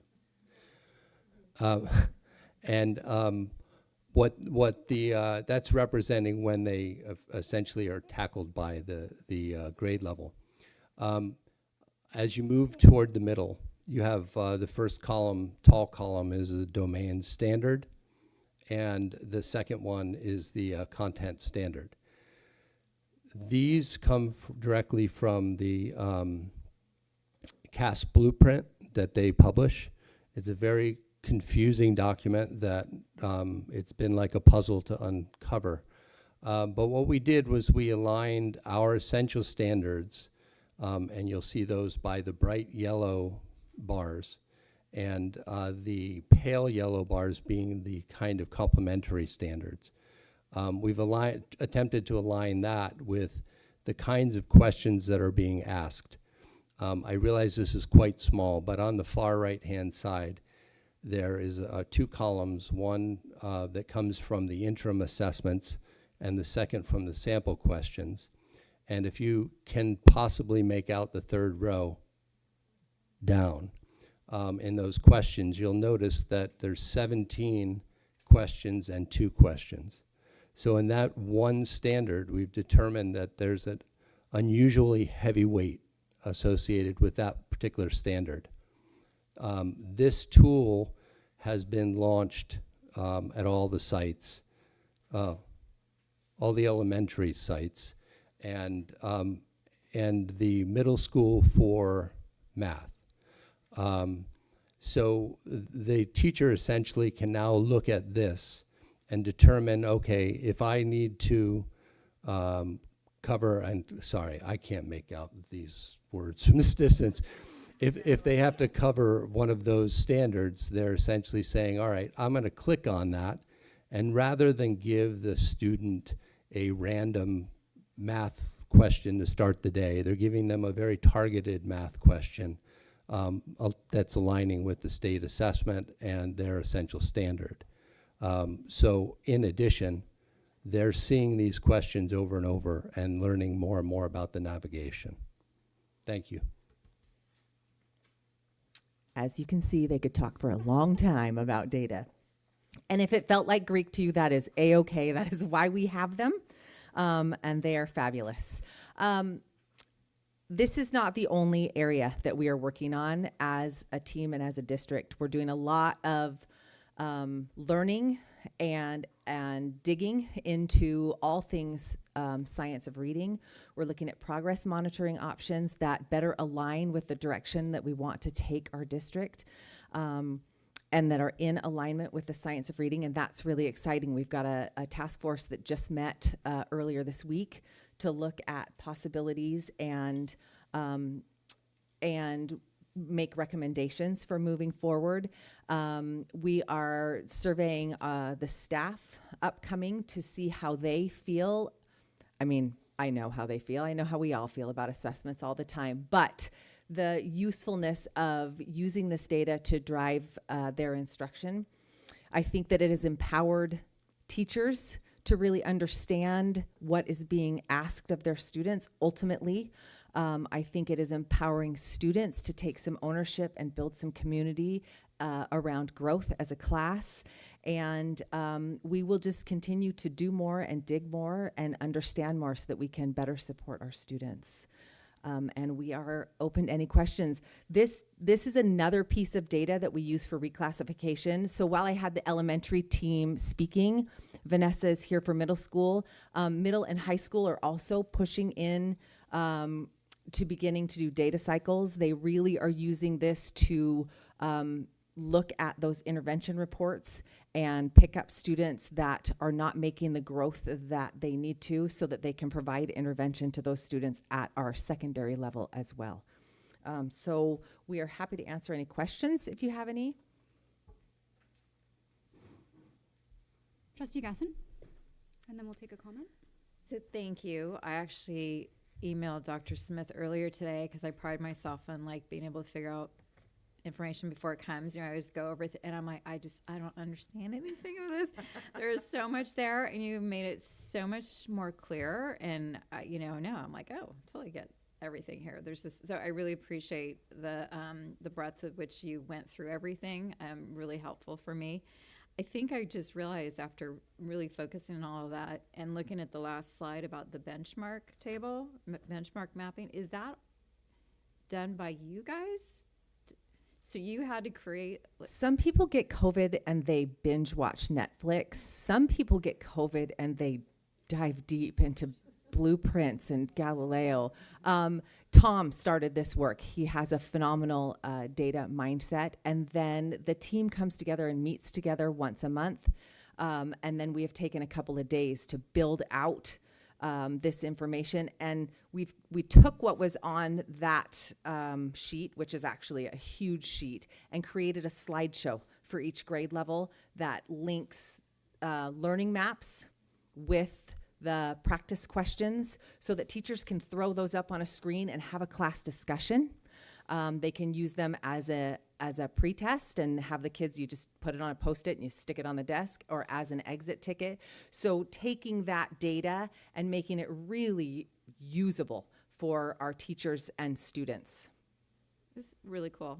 Really appreciate it. And I'm just amazing that we actually do that extra step, or what I feel like is an extra step that we're doing that is not being done elsewhere, and just so much more for the benefit of our kids. And also what I got out of it was the help to the teachers, especially, I think sometimes people are data driven or numbers, and it's nice when you have somebody who can appreciate and synthesize the information to help support and get it to where it needs to be, to the help for the students. So thank you. If I could add one more thing, I think the additional plus has been we've been on site. And so as site, we are still one of them. Some of us still teach in the classroom, myself. But I think that makes a big deal of difference for their buy-in. Other questions, comments, or we'll go to our public comment tour? Okay. Stephanie Erickson, please join us. Actually, yes, please. It's not a comment so much a question. So my understanding is you guys are talking about interventions that are being provided to the teachers, with the teachers being primarily the focus of who you're using, or who's using your data to make informed decisions and adjust things. And I guess I'm just wondering, since we're only referring to the interventions but from the teachers, which not to take anything away from that, I'm just wondering, for the last 3 years, we've had this COVID money that has been used to support reading interventions and math interventions and additional supports, additional supports in addition to the teacher. These interventions have also been taking place. So when we look at Galileo data for this year and we say, wow, we've done really well along the way, I'm just wondering, like how do you take those additional supports into account? Right, that was kind of a package thing, I think, and if we're just focusing on the teachers, I mean, how do you take that into account? And I know we won't have them next year, I guess, but I still wonder how that was considered or how that factors into all this. Can we answer? Okay, just making sure there's protocol. I think that I actually will turn it over to the team. They can probably answer that, but I can tell you that not only do they dig into the data, they're of the 14 of them, a lot of them do intervention work with students as well. So they're supporting the teachers. They're giving data to the interventionists as well. But the teachers are running a lot of these data cycles right within their classroom. They provide data for student study teams. They're all around, but if one of you wants to. One of the things that we've done is the interventionists have been part of the data cycles as well. So at my site, we work very closely with I work very closely with the interventionists, and I'm sure my other coworkers do, to share that data with them as well. I always make multiple copies of our Galileo data, one for the math specialist, one for the reading specialist, one for the ELD specialist, so they can go through and see, oh, maybe this student needs a little extra support, and we all talk together. It's a constant communication, and I do hope that that will continue in the future. Yeah. Oh, okay. So it's nice. Can I chime in from the secondary perspective? We don't have those interventionists, so it's even more important that the teachers have those skills and have access to that, because they are the forever interventionalists. So that's been the piece from secondary. Okay. Thank you. I had a comment question. I've had the pleasure of getting to watch Ms. Shelley Wack do this work from the beginning, I think, and also watching not just the data cycles, but like the supplemental things that happen. Then it was like, okay, we're gonna do the maps. We're gonna articulate between grade levels. And it's been amazing to watch, and from every account, so useful. I wonder what the articulation is from elementary to middle, and then if that happens again, and how you guys as a team work together in that way. That's a great question, and actually Lauren could probably speak to that, because it is a concern of ours and for the middle school team. We have these kids from TK through 5th grade and then release them beyond, and a lot of times there's been a lot of deep work to support our kids. So I will let Lauren speak to what she has created. Oh, yeah. Okay. So we recently modified our student success team form, or our SST form. And so we're looking at creating a system where we're really tracking interventions over the years. I feel like that was a big kind of gap, Julie, is the missing piece is like, where is the continuation of the support when they go to middle school? Do we have to start all over again to get to know the student, what their specific needs are? And so what we're trying to do is create a system where we have Data Matters that houses all of our data, but we didn't really have a spot to house the interventions and like the results from the interventions. And so the new SST form, right now it's just for our students in that tier 2 level of support. We're hoping to expand it so that way as we pass our students on to middle school, all of our students can kind of have that continuation of the whole student knowledge around them and what support systems have been in place. And that will really allow us to not kind of do that hiccup step when we're trying to play catch up. So hope that answered your question. Yeah. Awesome, thank you. Any other questions or comments? No? Okay, thank you so much for this presentation.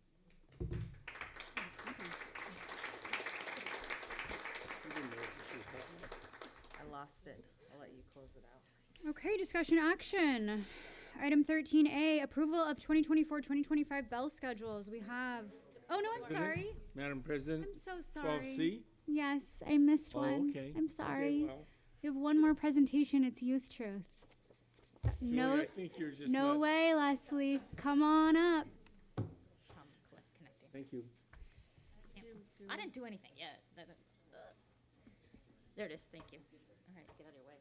Oh, where am I?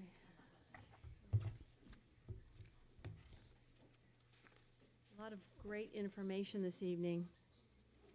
A lot of data. Oh, here we go. Here we go. Okay. What do I want? That's what I want. Okay, so good evening. I'm Leslie Benjamin, Director of Communications and Community Engagement, and tonight I'm going to present to you a high-level review of this year's Youth Truth Student Survey that was administered earlier this year, January 29th to February 25th. This is the, okay, there we go. This is the 7th year that we've been doing the Youth Truths. We've got a lot of historical data. And we heard from over 7,000 community members this year, a slight increase from last year, but increase in student and family participation, which we always like to see. And this year, we held our annual district level review in March with Dr. Smith and Dr. Sinyard and myself. And this year, we offered one-on-one reviews for our 4 new principals, since they were really new to the Youth Truth data, and it's very comprehensive.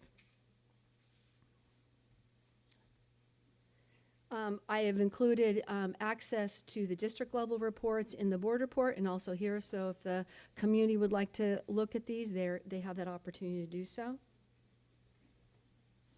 And so I'm going to start out with looking at our areas of success, highlighting our students, and we had several. Last year, culture was an area of improvement for all levels. And this year, we saw that it was actually an area of success for our elementary and middle school students. So very pleased to see that. For elementary, we also saw belonging increase this year and academic challenge at the middle school, and also engagement at the high school level. And so I'm just gonna, I've included like what the questions are in each of those themes, and I've highlighted here in green the question that received the highest increase. So for elementary school students, questions on culture, the highest one was, do students stay busy in class? Elementary school students, question on belonging, do you feel safe at school? For middle school students on culture, students from my school treat adults with respect. Academic challenge at the middle school, my teachers explain things in a way that I understand. And at high school, for engagement, what I learn in class helps me outside of school. And then we'll shift to areas for improvement. And this year, we had for the elementary was academic challenge, engagement, middle school relationships. Oh, where did that go? And then for the high school, relationships and belonging. And for the elementary, for academic challenge, does the work you do for class make you really think? So that was the lowest scored one. Elementary school students on engagement, does your teacher ask you to keep trying when the work gets hard? For middle school on relationships, how many of your leaders, how many of your teachers connect what you're learning in class with your life outside of school? At the high school for relationships, how many of your teachers are willing to give you extra help on schoolwork if you need it? And the last one on belonging, I can usually be myself around other students. So overall, I think we're really pleased that culture is an area of success.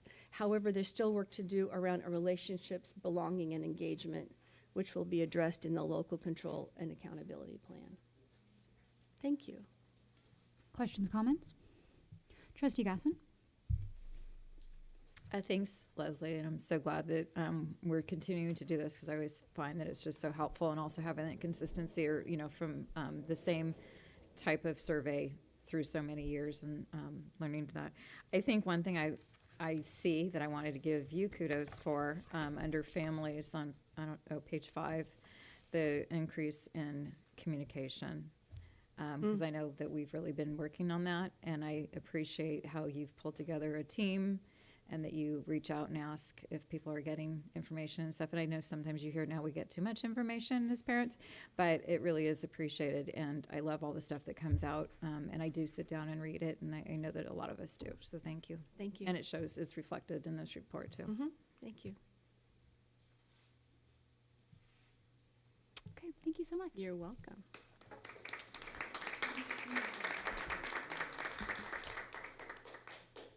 Okay, now we're going to move on to discussion action. We have the 2024-2025 bell schedules. Right. Thank you. For the senior. I am pleased to present the Board of Trustees with the bell schedules for the upcoming school year, with the exception of Novato High School and San Marin High School. And we'll be bringing these schedules to the board at a future meeting. But all of the schedules before you have exceeded the state requirements for the minimum minutes required at each grade level. And I want to thank Derek Lowe for calculating all of the required instructional minutes for us. That's always a fun job. And at this point, if there's not any questions, I'm asking that the board approves the bell schedules.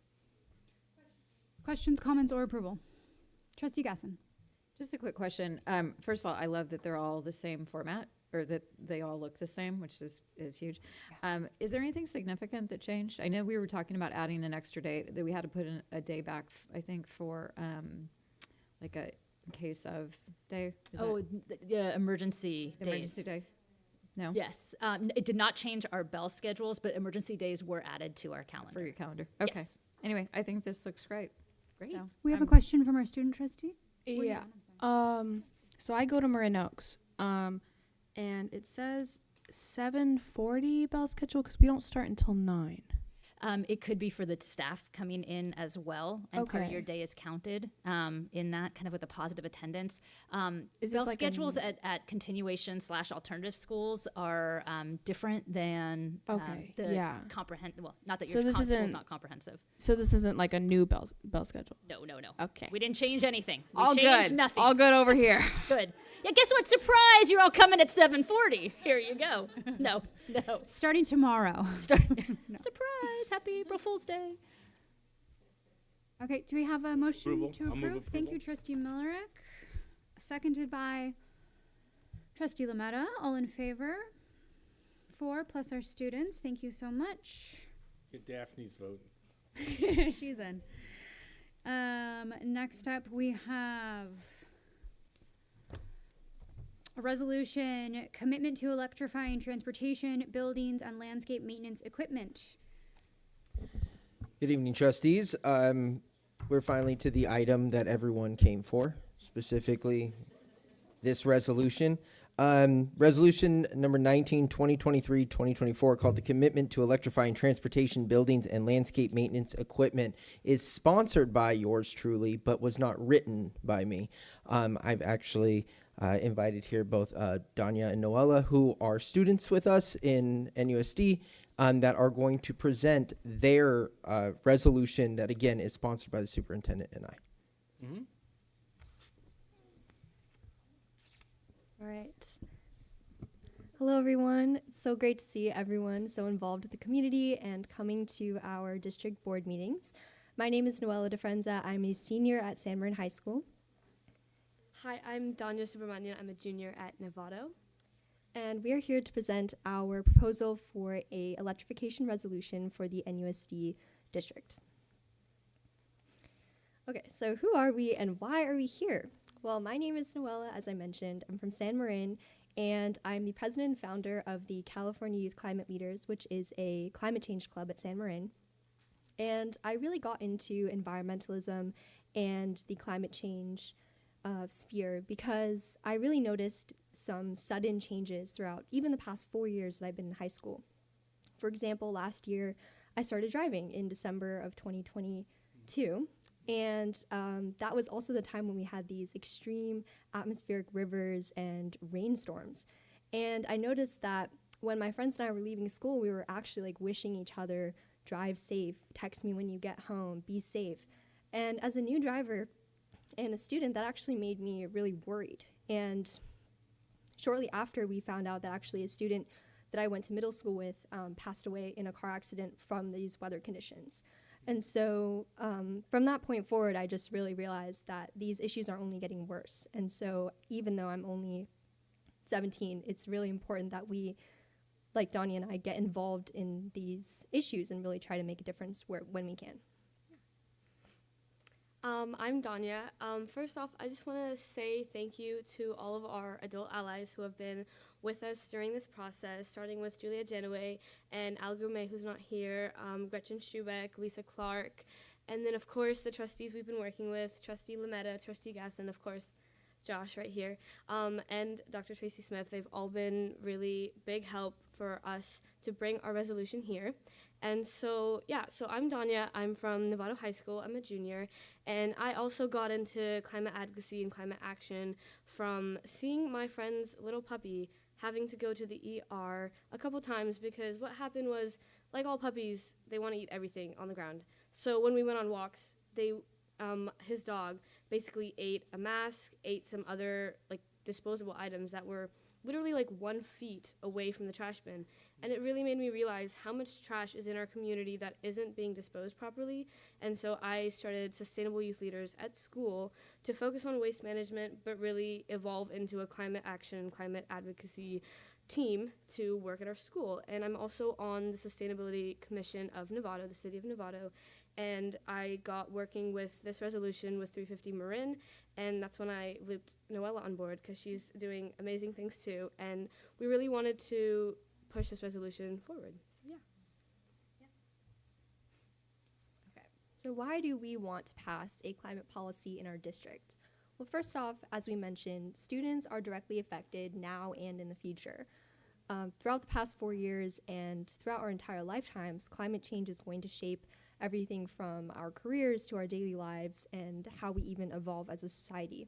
And so now, Donnie and I realize that we must all do our part to improve the environment and take action to mitigate the impacts of climate change while we can.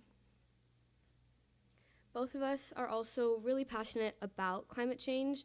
Noella's a senior, so she's going to be studying mechanical engineering in the next 4 years with an emphasis on sustainable design. And I really want to get into environmental policy or just public policy in general to really work with the community and find out what are all the human health impacts that are affecting us and our community, and how we can really make impacts and take stands on that. We also want to make sure that we continue NUSD's reputation of being a leader in climate action. For those of you who might not be familiar, NUSD did pass a climate resolution in 2018, and our proposal would be a continuation of the ideas presented in this resolution, kind of building off of what already has been proposed. And also, Lisa Clark, who leads Sustainable Marin Schools, has implemented a zero waste program in many of the NUSD schools, especially the elementary schools. And so we want to make sure that we're really continuing this philosophy that NUSD has started to build. So why electrification and not any other waste management or other forms of sustainability? So we really chose electrification there's one thing that people really talk about is the 4 C's, and that's comfort, cost, community, and climate. And of course, there's the long-term effective, cost-effective impacts of switching to electrification. It's going to help the climate and the community together. But in reality, I think I realized being on the Sustainability Commission that energy and transportation make up majority of the emissions that are harmful to our environment. And so Noelle and I really wanted to tackle the root, because electrification is really what powers all of our buildings. It's what is really like one of the roots of the community, the ground space of our district. And we really wanted to tackle the roots to make an impact on that problem so we can find a solution and work towards one. Yeah, so building off of that, our proposed resolution has a lot of components that focus on electrification and making sure that NUSD is starting to switch to more renewable centered and electrified aspects of the district. So, for example, we have electrifying transportation. We have a few clauses in there about switching to electric school buses. We also have things in there about like electric generators for buildings and landscape maintenance equipment like leaf blowers, lawn mowers, etc. All things that are currently powered by fossil fuels and gasoline, but there are electric alternatives available that we really want to make sure that NUSD is implementing in the future. We've also received a lot of support from the community, so thank you to the community. 350 Marin, Sustainable Marin Schools, Sierra Club, Sustainable Marin, Green Change. So many organizations have helped us with a lot of things and signed a letter of support, which we have submitted to the board. And there's a lot of community who's in for this electrification campaign and really are supporting it. So yeah, and are there any other questions? Any questions from the board? I just want to say really great job to both of you. Thank you. Trustee Lametta and then Trustee Miller. I just want to say thank you so much for your leadership. Every time I open the newspaper every morning, I hear that there's a climate crisis somewhere in the world, and I think y'all tackling it now will be able to find better solutions. I also love that both of you are in two different high schools but are collaborating, and props to you for doing your research. When you met with me, you already knew that we had passed a resolution years before, so thank you so much, and I look forward to see how y'all tackle other climate issues. This is great work. The move to electrification gives you some choices that you don't have. Our construction managers in the audience tonight, but we're moving from just furnaces that burn natural gas. In California, we don't burn oil, we burn natural gas. To heat pumps that basically, on a hot day, act like a refrigerator and pump the heat out of the room into the environment, and on a cold day, pump the heat from outside into the room to heat the room up, which is a more efficient model. The other area that I was talking to the superintendent about earlier today is a conversation about electrification bicycles, the move from every parent moving their child to the campus with their SUV using, a gallon or a half a gallon of fuel, to a battery-powered, bicycle-based student transport. That's a cultural change. That's a big lift for many communities. It's happening some in Marin. It's happening some in downtown San Francisco, where the cost of parking a car is $500 a month. So you choose not to buy a car, you get a scooter. On my way in, I'll see moms on their scooters with their two kids standing in front of them on the way to their elementary school, so mom can take them to work, but not with an SUV, but with an electric scooter. So there's some significant opportunities to not only use electricity instead of natural gas with efficiencies, but find ways to right-size the vehicle and the tools that you're using to solve the problem, so you don't use a 5,000-pound car to deliver a 75-pound child. So I'm excited about what you're doing. You guys are at the forefront of a whole transition that's going to occur in this country. In the summers, my family used to go up to the Sierra Nevada, and every summer, the mosquitoes would be 100 feet further up the hill. On the week we were there, you could see, in 10 years, you could see the transformation of the temperatures, and you could measure it. You just knew it. In 1 year, it'd be at one lake, and the next year, you would have to go further up the meadow. It is happening very fast. We have, at Novato, elected to move to air conditioning for all of our elementary schools. 50 years ago, that wasn't a requirement. School started later, and the temperatures were much milder. So congratulations on your good work. You've picked a lifelong activity. This is not going to be done when you get when you leave K-12 school in Novato. This is going to be something that's going to be part of your life forever. So thank you, and I'm thrilled to support your resolution. Thank you both so much. This is a roll call vote? Mm-hmm. Yep. Trustee Butler is absent. Trustee, do we need first? Okay, I was looking, I didn't see it. Okay, who would like to move to approve this? I will move. I'd be thrilled to move. Trustee Millerick, thank you. Seconded by Trustee Lametta. Okay, Trustee Butler is absent. Trustee Gasson. Aye. Trustee Jacobson, aye. Trustee Lametta. Aye. Trustee Mack is absent. Trustee Millerick. Aye. And Trustee Pickus is absent. Passes 4-0. Thank you so much. Great job. Now the work is...